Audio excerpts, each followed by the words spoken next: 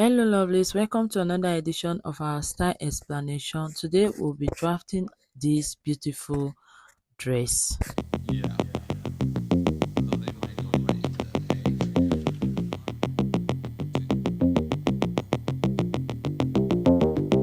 We'll be using this pattern for the style explanation. I'm going to explain how it goes, then you are going to work on it on your own. So there will be no sewing tutorial, it's just how to draft the pattern and explanation of the dress. So you fold your pattern paper into two. So you have to fold the front and back pattern. If you want to cut it on the fabric, you can go ahead and do that. So after folding it into two, just draft your basic bodice pattern, which is your shoulder slope, and insert your bust measurement, your waist measurement, the gown length, and if you want to add, you can add your hip measurement. Okay, so I just went ahead and marked all the necessary lines that I needed so that I can start working on the dress. So I'm using a very small pattern paper because I'm just explaining. I've already made the dress, I just want you to see how I made the outfit. So what you are going to do now is you are going to just mark your shoulder slope. So you know shoulder slope is 1 inch. I'm using less than 1 inch on this part. Then connect it to the neckline area. Once you are done connecting it to the neckline area, you mark your armhole curve. Okay, so take for the back, remember we don't need to add the half an inch on the inside. You just connect it all the way up.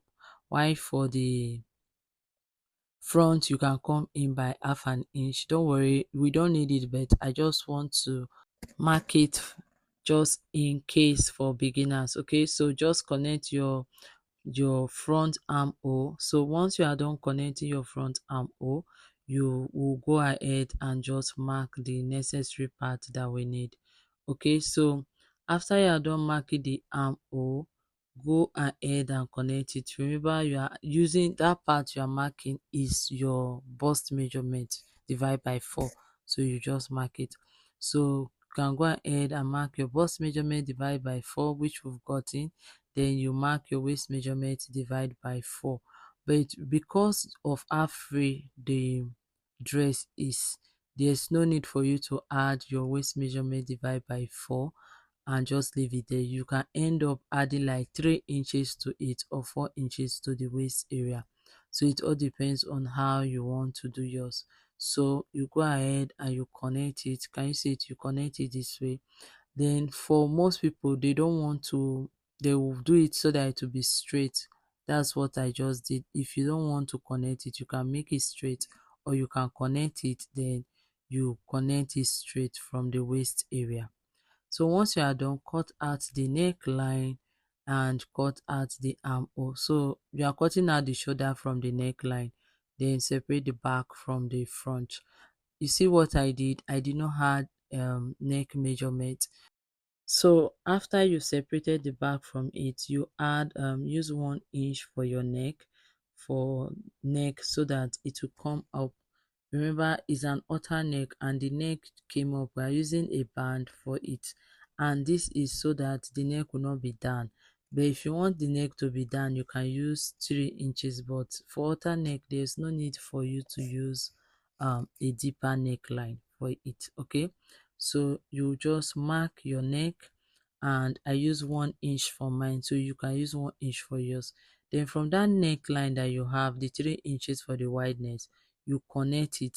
So you can come out by 1 inch from the 3 inches, and you connect it, that 1 inch, connect it to your bust. Okay, so if you don't want your bust area to show, you can come up a bit on your armhole area, just come up by half an inch, then connect it.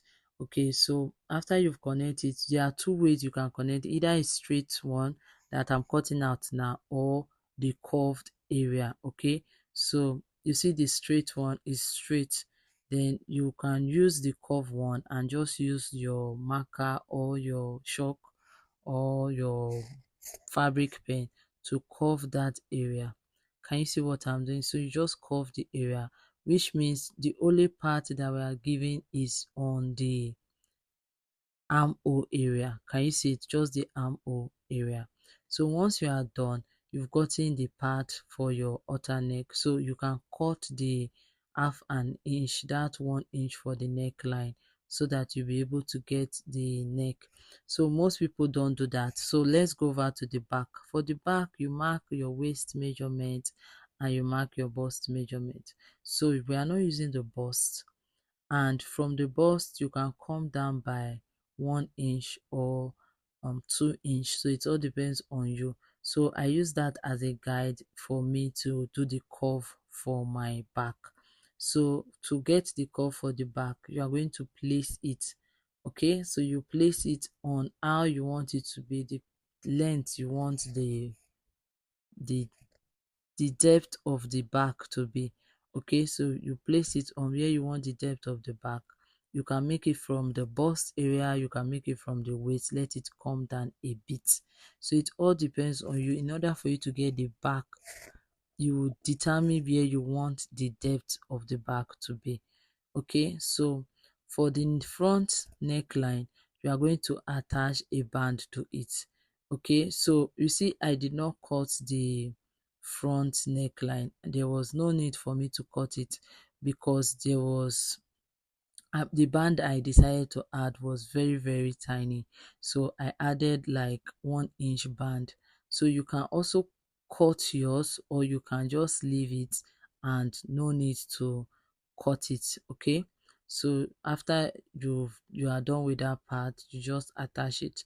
But for me, when I was making it on the fabric, I had to cut mine because it was really necessary. It was really too high for my client and I needed to take out the piece of the neckline. So after you've cut the band for the neck, you are going to now attach it. So for the back part, what you will do on this area is you are going to fold it in and stitch it by 2 cm. The 2 cm is so that your elastic of 1 cm can pass through it. Okay, so it's going to give you gathers on the back area. So that is how you stitch the back.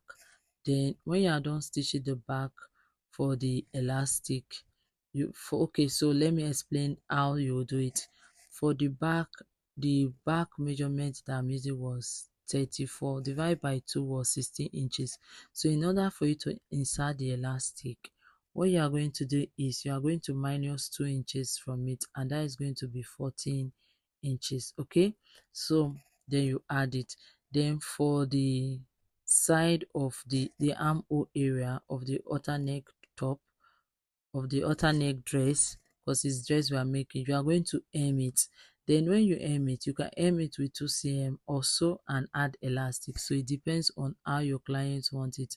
So my client said she prefer it with elastic, but most people don't prefer it with elastic. She wanted us to be tight on her and it should hold her body very well. It should just be firm on her body. So that is the main reason why I added elastic for her. So you can add rope on it on the side so that you'll be able to use to tie it. Okay, I also added rope for her, so it depends on how your client wants it. Then this is the band for the neckline. Can you see it? So this is the band for the neckline. What you are going to do is you are going to now stitch the band, then stitch the sides together. Can you see it? So this is how you are going to stitch it. You attach the elastic to the back, then you stitch the side and stitch the armhole area, then add your band. So basically it's very simple. It's a dress that you can make in less than 30 minutes. You are done making the dress. Okay, minus the cutting and everything. So this is the one that I made for my client. This is how it looks. Can you see it? So this is the neck area. You just add your snap buttons, and this is the side. You see I have to add elastic because that is what she wants. She wants it to be very firm on her body. So this is the back area. Can you see it? So this is how the back looks like. Thank you so much, guys. Thank you for watching today's tutorial. Please don't forget to like and subscribe to our YouTube channel. Let me know if this style explanation was helpful. Please don't forget to like also and subscribe to our YouTube channel. God bless you. Have a nice day. Bye guys.